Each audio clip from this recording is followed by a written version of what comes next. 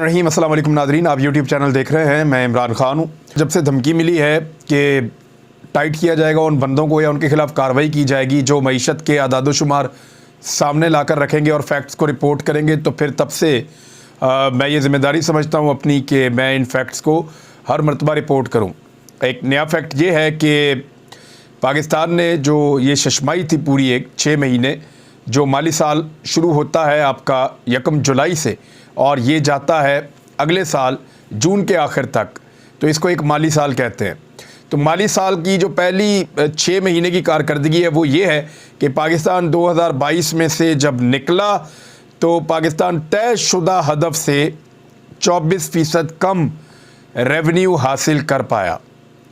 यानी जो आपने पैसे टैक्स में इकट्ठे करने होते हैं ना, उन्हीं पे तो मुल्क चलता है, उन्हीं से आप कर्ज़ा उतारते हैं, उन्हीं से आप अपना मुल्क चलाते हैं, उन्हीं से आप तरक्याती मंसूबे, उन्हीं से आप तनख्वाहें देते हैं।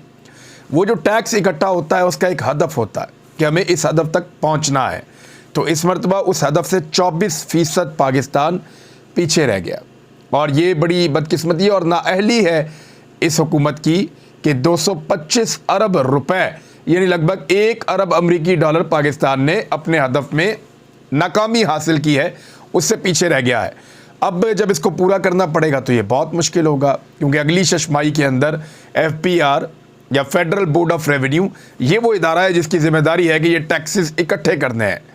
यानी आपको जितने भी टैक्स आपके ऊपर लगते हैं, चाहे आप एक माचिस की डबिया ख़रीदें, चाहे आप एक साबुन की टिकिया ख़रीदें, चाहे आप आटा ख़रीदें, चाहे आप कुछ भी ख़रीदें, आप होटल में जाकर खाना खाएँ, आप बस में सफ़र करें, ट्रेन में सफ़र करें, आप हवाई जहाज़ में सफ़र करें, आप जूता ख़रीदें, कपड़े ख़रीदें, आप जो भी लेंगे उसके ऊपर आपको टैक्स पड़ेगा और सेल टैक्स अलग पड़ेगा, बाकी टैक्सेस अलग हैं, फैक्ट्रीज़ अलग टैक्स दे रही होती हैं, तो वो सारा रेवेन्यू इकट्ठा करते हैं। तो वहाँ पाकिस्तान जो टैक्स इकट्ठा करता है 24% नीचे गया। अब उस 24% को पूरा करने के लिए लोगों पर दबाव डाला जाएगा अगले 6 महीने में, यानी कारोबार मज़ीद तबाही की तरफ जाएगा इस मुल्क के अंदर। ये एक तयशुदा हकीकत है। इस साल का जो तोहफ़ा दिया है हुकूमत की जानिब से, जो तोहफ़ा दिया गया है पाकिस्तान की आवाम को, ज़रा वो भी आप देख लें। मैं उसकी तफसीलात आपके सामने रख देता हूँ। साल के पहले दिन यूटिलिटी स्टोर के ऊपर, जहाँ से गरीब लोग और मुतवसत तबका जो है वो सामान ख़रीदता है अपने खाने पीने का, वहाँ पे अशिया की कीमतें बढ़ा दी गई हैं। मैं सिर्फ 3 बुनियादी चीज़ें आपके सामने रख देता हूँ। यहाँ पे जो चीनी की कीमत बढ़ाई है एक दिन में, साल के पहले दिन में चीनी की कीमत में 19 रुपये फ़ी किलो का इजाफा कर दिया है। दावा किया गया था कि पेट्रोल की कीमत हम नहीं बढ़ा रहे, हालांकि उसको कम करना चाहिए, लेकिन दावा किया गया कि पेट्रोल की कीमत हम नहीं बढ़ा रहे, गरीब को फ़ायदा देना है, तो गरीब को दूसरी तरफ से नचोड़ लिया।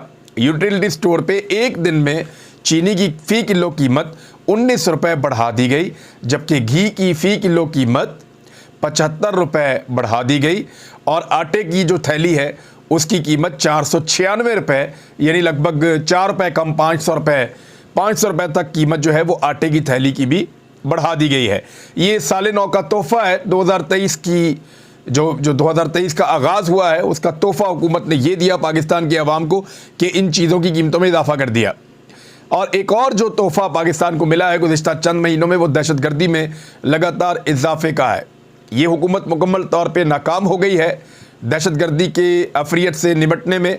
और एक डॉन की रिपोर्ट है, मैं रिपोर्ट आपके सामने रख देता हूँ। ये रिपोर्ट बहुत इंपॉर्टेंट है और ये रिपोर्ट है centre for research and security studies की, CRSS ये इदारा है जिसने ये रिपोर्ट बनाई है।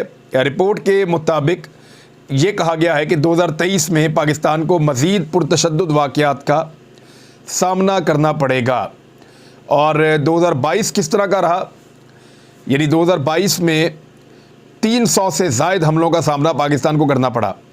और इससे पहले ऐसा सिर्फ 2017 में एक ऐसा साल था, तब भी PMLN की हुकूमत थी, तब इतने हमले हुए थे। 2022 में सिक्योरिटी फोर्सेस के कम अज़ कम 282 एहलकारों की शहादत हुई, जिनमें से 40 शहादतें सिर्फ दिसंबर में होने वाले हमलों के अंदर हुई हैं। इनमें शामिल देसी साख्ता बम, IDs हमले, खुदकुश हमले और सिक्योरिटी पोस्टों पर हमलों के ज़्यादातर वाक़यात पाकिस्तान और अफ़गानिस्तान के सरहदी इलाकों में हुए हैं। 2022 के दौरान पाकिस्तान को 376 दहशतगर्द हमलों का सामना करना पड़ा है। लगभग 450 दहशतगर्द हमले पाकिस्तान के ऊपर इस साल में हुए हैं। टीटीपी, दाइश और बीएलए जैसी कलदम तंजीमों ने इनमें से 57 हमलों की जिम्मेदारी कबूल की है। दहशतगर्दी के वाक़यात के नतीजे में होने वाली जो हलाकतें, उनकी कुल तादाद 973 रही है। ये लोग जाँ बहक हो गए। और 2017 के बाद ये पहला मौका है जब पाकिस्तान में एक साल के दौरान अस्करियत पसंदों ने 300 से ज़ायद हमले किए और पाकिस्तान को उनका सामना करना पड़ा। इन वाक़यात के नतीजे में 62% जो शहादतें हुई हैं वो शहरियों की हुई हैं, आम शहरियों की, सरकारी अहदेदारों की और सिक्योरिटी एहलकारों की, जबकि बाकी जो 38% हलाकतें हैं उनमें अस्करियत पसंद, बागी और गैर कानूनी सरगर्मियों में मुलव्विस दीगर अफराद जो हैं वो मारे गए हैं। अफ़गान तालिबान ने डिविडेंड लाइन के मसले को दोबारा ज़िंदा कर दिया है वहाँ पे अपनी हुकूमत बनाने के बाद, क्योंकि पाकिस्तान की हुकूमत उनको एंगेज नहीं कर सकी। एक नाअहल हुकूमत है यहाँ पे मौजूद है और 50 करोड़ अमरीकी डॉलर की लागत से लगाई जाने वाली सरहदी बाढ़ पर सवालात खड़े करने के साथ साथ उसे उखाड़ने के वाक़यात भी रोनमा होना शुरू हो गए हैं। और 2023 में दहशतगर्दी के मज़ीद वाक़यात बढ़ने के हवाले से भी इस रिपोर्ट के अंदर लिखा गया है और वो ये कहते हैं कि ये दहशतगर्दी ऐसी ही चलती रहेगी जब तक कि अफ़गानिस्तान के साथ आप खातिर ख्वाह मुज़ाकरात में कोई कामयाबी हासिल नहीं करते और वहाँ पे इन लोगों की ऐसी पनाहगाहें मौजूद रहती हैं जहाँ पे जाके ये पनाह ले सकते हैं और फिर बाद में पाकिस्तान के ख़िलाफ़ इस्तेमाल हो सकते हैं। इमरान खान साहब ने कुछ स्टेटमेंट्स दिए हैं, वो मैं आपको बता देता हूँ, लेकिन सबसे पहले एक स्टेटमेंट है जनरल बाजवा ने जो आखिरी मुलाकात की इमरान खान साहब से, उसमें उन्होंने इमरान खान साहब को कहा कि आप प्ले बॉय हैं, जिस पर इमरान खान साहब ने जवाब दिया कि हाँ मैं प्ले बॉय रहा हूँ। कमर बाजवा कमर में छुड़ा मार रहा था और हमदर्दी भी कर रहा था, ये इमरान खान साहब ने इंकशाफ किया। यानी इमरान खान साहब के मादी के बारे में कौन नहीं जानता। यानी एक अजीब ज़िंदगी थी उसकी और इमरान खान कहाँ से घूमते घूमते कहाँ तक पहुँच गए। यानी उनका दीनी मामलात से कोई ताल्लुक़ नहीं था और एक ऐसा आदमी तो था जो बड़ा ऑनेस्ट आदमी था, बेईमानी नहीं करता था, मेहनती आदमी था, बहुत सारी चीज़ें उनके अंदर बहुत बेहतर थीं। लेकिन दीन के नुक्ता नज़र से और कुछ दीगर ऐसी चीज़ें हैं जिनको हम बहुत ज़रूरी समझते हैं इस्लाम में करैक्टर के हवाले से, उस हवाले से इमरान खान साहब के ऊपर बहुत सारे सवालात उठाए जाते थे माजी में और जायज़ सवालात उठाए जाते थे। लेकिन फिर उन्होंने अपने आप को पूरा 180 डिग्री पे शिफ्ट किया इमरान खान साहब ने और बिल्कुल उनकी ज़िंदगी बदल गई। अब जो उनकी माजी की ज़िंदगी थी उसके ताने फिर जनरल बाजवा साहब ने भी जाते जाते दिए कि आप प्ले बॉय हैं। तो इमरान खान साहब ने कहा कि मैं माजी में रहा हूँ प्ले बॉय। तो अब तो इमरान खान साहब ऐसे नहीं है, ये सब जानते हैं, सबको पता उनके हाथ में तस्बीह होती है। रहमतुल्लिल आलमीन अथॉरिटी उन्होंने बनाई है, नामूस रिसालत के लिए सबसे ज़्यादा बात उन्होंने की है। पूरी दुनिया में इस्लामोफोबिया के ख़िलाफ़ जो एक मामला था उसको इमरान खान साहब ने उठाया है और बहुत सारा आलम इस्लाम के हवाले से इमरान खान साहब का कंट्रीब्यूशन अब समझा जाता है। तो ये मुख्तलिफ आदमी अब बन चुके हैं। तो अल्लाह ताला किसी पे भी फजल करे और किसी भी उम्र में करे। यानी अगर किसी भी आदमी को किसी भी उम्र के अंदर अल्लाह ताला ने अपना फजल से नवाज दिया है और उसको अपने दीन की समझ अता कर दी है और उसका किबला दुरुस्त कर दिया है, तो ये तो अल्लाह ताला की बड़ी मेहरबानी है। किसी को अल्लाह ताला जल्दी बताता है, किसी को देर लग जाती है, ये तो तौफीक अल्लाह ताला की तरफ से है। और कुरान पाक में यानी अल्लाह ताला भी कहते हैं कि जब जिसको अल्लाह ताला नहीं चाहता उसको कैसे आप बदल सकते हैं। किसी का दिल नहीं बदल सकता जब तक कि अल्लाह रब्बुल इज़्ज़त ना चाहें। तो अल्लाह ताला ने मेहरबानी की, इमरान खान साहब बदल गए। अब वो माजी में क्या थे ये पूरी कौम जानती है, कोई समझाने की बताने की वो ज़रूरत नहीं है कि इमरान खान साहब चंद दहाइयाँ पहले तक, और वो रिकॉर्ड इकट्ठा करके इमरान खान साहब को ब्लैकमेल करने की कोशिश की जाती है। वो पुरानी वीडियोस किसी ने उस दौर में बनाई, कोई पुरानी ऑडियोज इकट्ठी की या कुछ नई बना ली उसके साथ टोटे जोड़ के या कुछ एडिटिंग कर ली, तो वो चीज़ें जो हैं वो बात तो ठीक है, वो हिस्सा रहा उनकी ज़िंदगी का, लेकिन अब नहीं है कोई ऐसी चीज़। जब वो वज़ीर-ए-आज़म पाकिस्तान बने उसके बाद से लेकर अब तक आपके सामने नहीं आती। तो इमरान खान साहब को एक ताना भी दिया था जनरल बाजवा ने, जिस पे इमरान खान साहब ने ये बात की थी। फिर इमरान खान साहब ने मौजूदा आर्मी चीफ के बारे में भी एक बात की। उन्होंने कहा कि मेरा कोई इनके साथ तनाज़ा नहीं है और अभी तक मेरा राब्ता भी नहीं हुआ नए आर्मी चीफ से। और इमरान खान साहब ने कुछ बातें की हुसैन हक्कानी के बारे में। उन्होंने कहा हुसैन हक्कानी को जनरल रिटायर बाजवा ने लॉबिंग के लिए अमेरिका में हायर किया। मुझे एंटी अमेरिका साबित करने की कोशिश पाकिस्तान से हुई है। अमरीकी ओहदेदार डोनाल्ड लू ने जो कहा वो सबक पाकिस्तान से पढ़ाया गया था। हुसैन हक्कानी मेरे खिलाफ मुहिम और जनरल रिटायर बाजवा की तशहीर करते रहे। वो कमर में छुरा मार रहे थे और साथ ही हमदर्दी भी कर रहे थे। ये जनरल बाजवा साहब, यानी अब इमरान खान साहब के बाद वो चीज़ें आ रही हैं, अब समझ आ रही है कि हुआ क्या था, अमेरिका एकदम इतना खिलाफ कैसे हो गया था। हुआ ये था कि इमरान खान साहब, हमने बल्कि बड़ा उठाया इस मामले को कि इमरान खान साहब ने अमरीकी CIA चीफ से मुलाकात से इनकार कर दिया, तो ये तो बड़ा अच्छा किया, वो जाए और जाकर अपने हम मनसब से मिले। इमरान खान साहब ने उनको ये कहा कि ठीक है, मैं एक लीडर हूँ और मैं पॉलिटिकल लीडरशिप से मिलूँगा। लेकिन मेरे ख्याल में वहाँ एक गलती हो गई। अगर इमरान खान साहब CIA के चीफ से मिलते तो शायद इमरान खान साहब को पता होता कि उनके खिलाफ क्या साजिश चल रही है।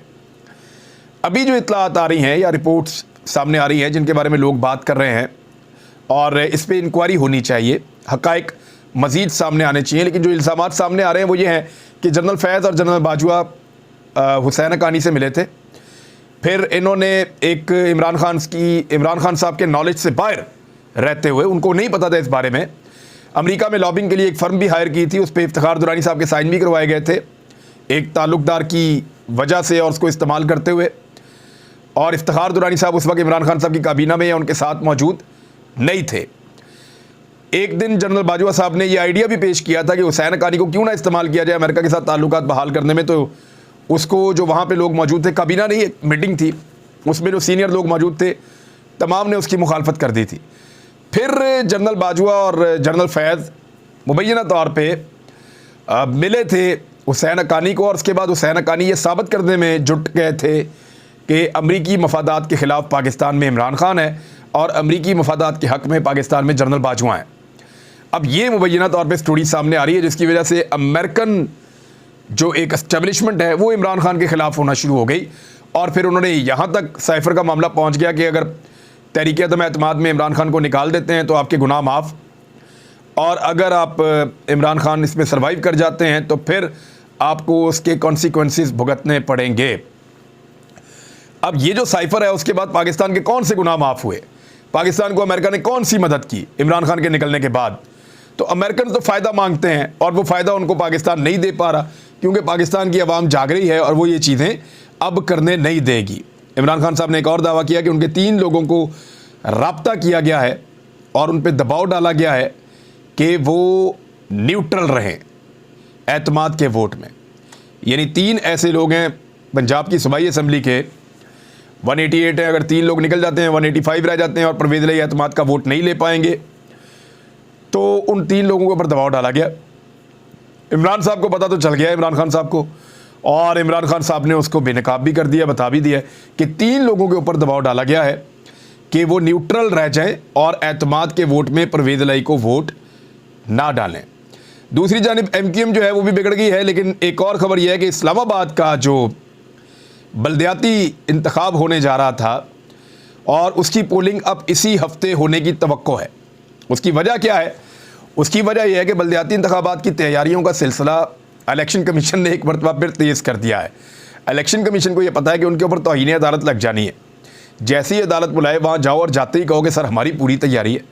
हुकूमत कह रही है कि वो बढ़ाना चाहती है, हुकूमत हमें सिक्योरिटी फराहम नहीं कर रही थी, हम इस वजह से उस दिन इस काबिल नहीं थे कि हम इंतखाबात करवाते, आप हुक्म करें हम इसी हफ्ते इंतखाबात करवा देते हैं। और उसके लिए वो धड़ाधड़ तैयारी कर रहे हैं। ज़राए के मुताबिक इलेक्शन कमीशन ने बल्दियाती इंतखाबात के लिए हंगामी बुनियादों पर पोलिंग सामान की तरसील पर काम शुरू कर दिया है और इसकी हदायत जारी कर दी हैं। मुतल्लिका ROs को सामान की तरसील और इंतज़ामात करने की हदायत कर दी गई है। ज़राए का कहना है कि पोलिंग की तारीख जल्द मुकर्रर कर दी जाएगी और इम्कान यही है कि इसी हफ्ते पोलिंग डे रखा जाएगा, यानी हफ्ते वाले दिन या इतवार वाले दिन किसी दिन भी पोलिंग डे हो सकता है, जुमेरात भी हो सकती है, हफ्ता भी हो सकता है।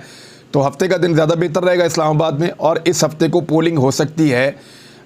एक तो इलेक्शन से हर जगह से भाग रही है PDM और कोशिश कर रहे हैं कि भाग जाएं, लेकिन अब ज़रा बुरी तरह फंस गए हैं तो इस्लामाबाद में तो मुकाबला करना पड़ेगा।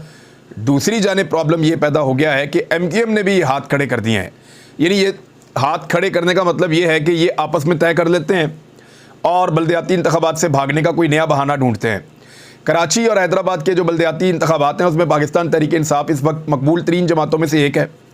जमात इस्लामी के बड़े रोशन इम्कानात हैं कि वो भी बहुत ज़्यादा सीटें ले सकती है, कराची में भी, हैदराबाद में भी। और MQM जो है उसकी तो पतंग कटी हुई है, उनकी बहुत बुरी सूरत हाल है MQM की, और वो कराची में जीतते हुए दिखाई नहीं दे रहे, और पीपल्स पार्टी की कहीं जगह ही नहीं है। तो ऐसी सूरत हाल में MQM और पीपल्स पार्टी ने मिलकर फिर एक नया ड्रामा खेला है। पहले इन्होंने जो ड्रामा खेला वो जून जुलाई की बारिशों में, इन्होंने कहा जी बारिशें बहुत ज़्यादा हो गई हैं, कराची डूब रहा है जी, हम इलेक्शन नहीं करवा सकते। ठीक है, कोई बात नहीं, थोड़ी देर से बात करवा लेते हैं। अगस्त में, सितंबर में इन्होंने कहा जी अब सैलाब बहुत ज़्यादा आ गया है और पूरा सिंध सैलाब से डूबा हुआ है। हालांकि जिन इलाकों के अंदर इलेक्शन होने थे वहाँ पे सैलाब नहीं था, लेकिन फिर इलेक्शन नहीं करवाया। उसके बाद कह दिया जी कि हमारी पुलिस जो है वो इस्लामाबाद चली गई है और सिंध के अंदर रिलीफ के कामों में हमारे लोग मसरूफ़ हैं, लिहाजा हमारे पास इतनी इंतज़ामी ताकत नहीं है कि हम बल्दियाती इंतखाबात में मदद कर सकें, लिहाजा फिर इंतखाबात फारिग हो गए। और अब MQM ने कहा कि अगर हल्का बंदियाँ ना की गई तो हमारी मर्ज़ी की हल्का बंदियाँ ना हुई, उनके कुछ मुतालबात जायज़ भी हैं। ऐसी कहा जाए कि वो सारे नाजायज़ हैं, नहीं, कुछ मुतालबात उनके जायज़ भी हैं। लेकिन इस मौका पर इलेक्शन रोकने का एक तरीक़ाकार है कि जी हम नाराज़ हो रहे हैं, अगर हल्का बंदियाँ ना हुई तो फिर हम इलेक्शन नहीं होने देंगे, यानी हम फिर छोड़ देंगे, हम फिर इत्तेहाद को छोड़ देंगे। और अगर MQM इत्तेहाद को छोड़ती है, 7 सीटें हैं, तो हुकूमत धड़म से गिर जाएगी। लेकिन फ़िलहाल वो नहीं छोड़ेगी। मुझे ऐसा लगता है कि ये भी सिर्फ एक बल्दियाती इंतखाबात को डिले करने की साजिश है और कुछ नहीं है। जितना भी भागें आखिरकार जाना इलेक्शन में पड़ेगा। अगले वीडियो में कुछ और चीज़ें बताता हूँ, तक इतना ही। अपना ख्याल रखिएगा, अपने इस चैनल का भी। अल्लाह हाफ़िज़।